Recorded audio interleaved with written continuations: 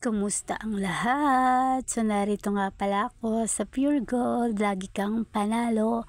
So, ayan, namamalengke kami rito dahil nga ay wala na akong tinda, na ubos na. So, yan, meron na tayo ulit i-display sa ating tindahan.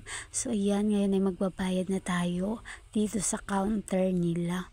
Ayan, at binili ko na rin yung mga ginagamit namin sa araw-araw tulad ng tinapay at yung mga iba pa, kasi mga inday kapag ako nag-grocery, ayan, may perks ako dyan na para may points tayo every mamimili tayo dito kay Pure Gold. So ayan nga mga inday ko, na sa counter na tayo. So ayan na nga, at tapos na ako makapagbayad. Dinala na rin ng asawa ko yung aking mga pinamili sa aming sasakyan. At kami ay may pupuntahan pa kami dahil kung maitatanong nyo mga inday, kami ay nagpapagawa kami ng munting tahanan. So ayan, at mamimili lang kami ng kakailanganin namin na mga gagamitin sa paggawa ng bahay.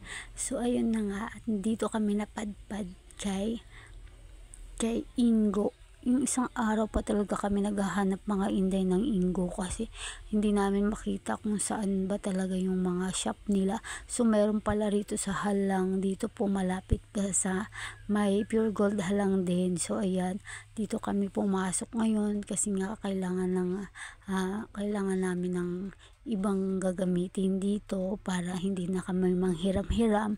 Bibili na lang kami, total kasya naman yung aming budget. Kasi mahirap din naman, kasi kung manghihiram pa tayo, paano kung masira natin? Ganun din, magbabayad pa rin tayo sa kanila.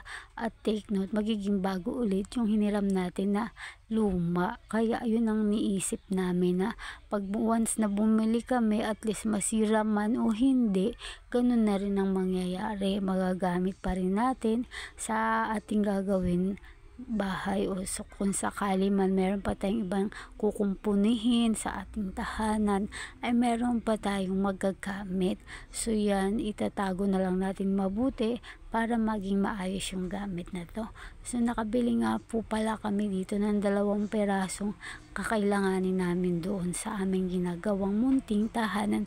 Minsan nga mga inday ay i-share ko naman po sa inyo yung mga naayos na namin sa aming munting tahanan, at yun po ay matatawag namin ay mansion namin.